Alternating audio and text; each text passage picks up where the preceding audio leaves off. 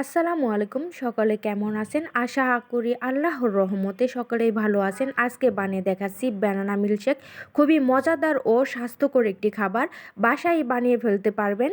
আমি খুব সহজভাবে দেখিয়ে দেওয়ার চেষ্টা করেছি। আশা করি আপনাদের ভালো লাগবে। ভিডিওটি সম্পূর্ণ দেখার অনুরোধ রইল। আর কথা না বাড়িয়ে চলুন এখন শুরু করা যাক। প্রথমে আমি খেজুর নিয়েছি।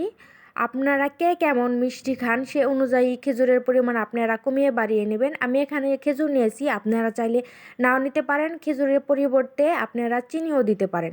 যেহেতু আমি সম্পূর্ণ স্বাস্থ্যকর উপায়ে বানাবো, সেজন্য আমি কোনো প্রকার চিনি ব্যবহার করব না।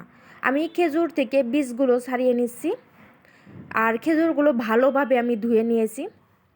আমার খেজুরের বীজগুলো বাছা শেষ হয়ে গেছে। এখানে আমি কয়েকটা কলার খোসা ছাড়িয়ে নিয়েছি। আপনারা কলার পরিমাণ অনুযায়ী সাইজ অনুযায়ী কলা নিয়ে নেবেন। আমি ছোট ছোট করে কলাগুলো কেটে নিয়েছি।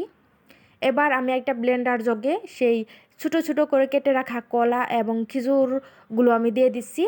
আপনারা খেজুরের পরিবর্তে এখানে চাইলে চিনিও ব্যবহার করতে পারেন। আবার কলা যদি মিষ্টি থাকে চাইলে নাও ব্যবহার করতে পারেন। আপনাদের টেস্ট অনুযায়ী আপনারা মিষ্টির পরিমাণটা দিবেন। এ পর্যায়ে আমি দিয়ে দেব আগে থেকেই জাল করে রেখেছি ঠান্ডা দুধ। জাল করে দুধটাকে আমি কিছুক্ষণ ফ্রিজে রেখে দিয়েছিলাম, সেটা দিয়ে দিচ্ছি। তারপর এখন আমি এটাকে ঢেকে কিছুক্ষণ ব্লেন্ড করতে থাকবো। একদম স্মুথভাবে একটা ব্লেন্ড করে নেব।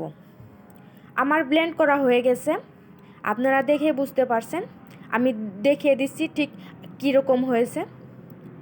ভিডিওটি যদি ভালো লাগে লাইক করে যাবেন, কমেন্ট করে যাবেন। আপনাদের একটি লাইকে আমার ভিডিওটি অনেকের কাছে পৌঁছে দিতে সাহায্য করে।